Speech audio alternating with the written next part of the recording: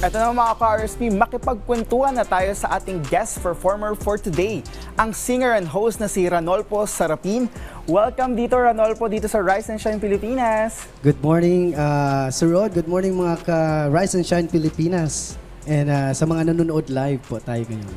Kanina, Ranolfo, binigyan mo na kami ng patikim sa iyong talent. No? Kwentahan mo naman kami about your singing journey. Paano ba nagsimula ang passion mo sa pagkanta?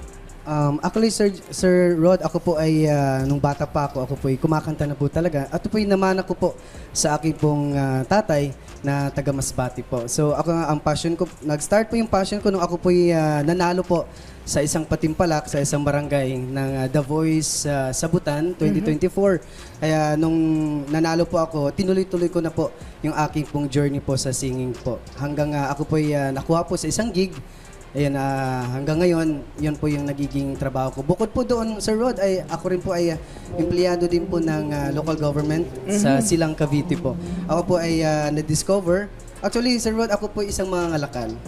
Ako po ay bumibili po ng mga kalakal sa Silang Cavite. Nung nagkaroon po ng audition po sa Silang Cavite po, ako po ay isa sa nakuha at napalad po na naging empleyado na rin po ng Silang Cavite po, Sir Rod. So, ang ganda ng kwento mo, no? So, mga ngalakal, LGU employee. So, pag nasa lagi kang pinapakanta pag may Christmas party o any event, ikaw ang bida. Yes po, Sir Rod. Ay, palagi pong ini-invite pag mayroon pong event sa munisipyo. At pag katulad nito ngayon, Sir Rod, dapat nandun ako sa munisipyo. Ako po ang nag-host po every flag ceremony. So, nagpaalam lang po ako.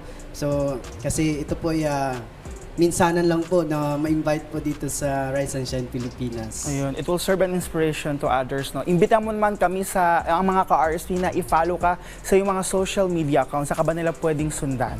Mga ka-Rise and Shine Pilipinas, ako po ay mapapanood niyo po sa aking pong page sa social media na singer-host Serafin at sa TikTok po at Ranolfo Serafin po. Ako po ay mapapanood din po sa Wally Amusement and Food Bazaar every Wednesday, Friday, and Sunday po. Ayun mga ka-RSP, huwag niyo pong palampasingin, no? At again, please welcome our guest performer na si Ranolfo Serafin.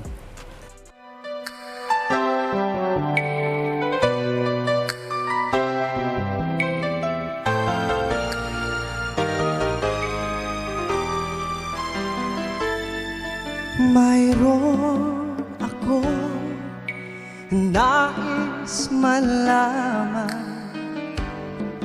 maaari bang magtanong?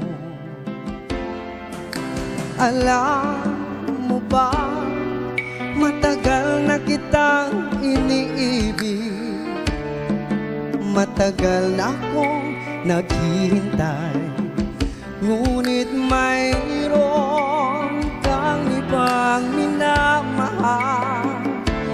Kung kaya ako'y di mo pinapansin, ngunit ganon pa man, nais kong malaman mo, ang puso kong ito'y para lang sa'yo.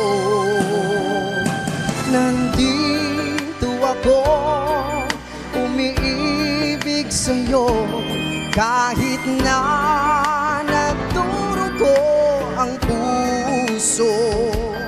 Kung sakaling iwanan ka niya, huwag kang mag-alala, may nagmamahal sa'yo, nandito ako.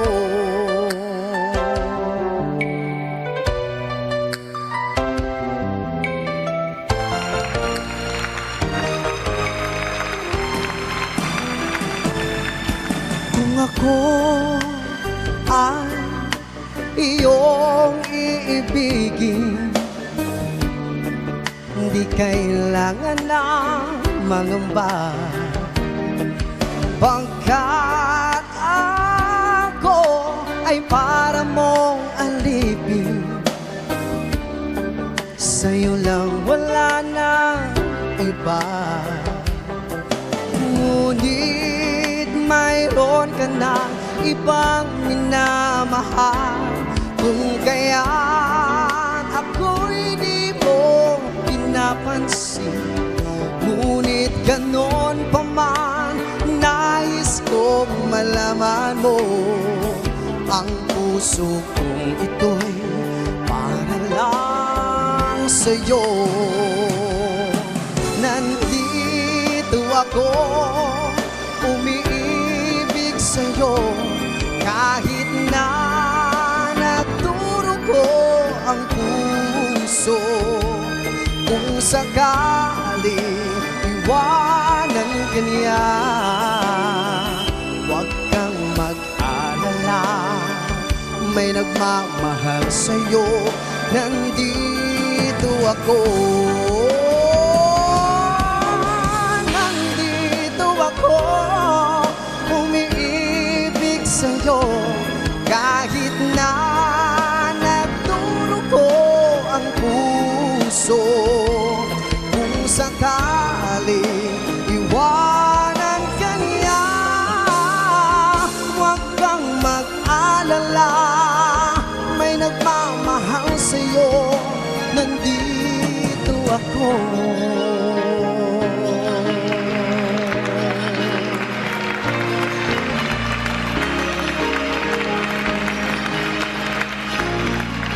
Nandito ako.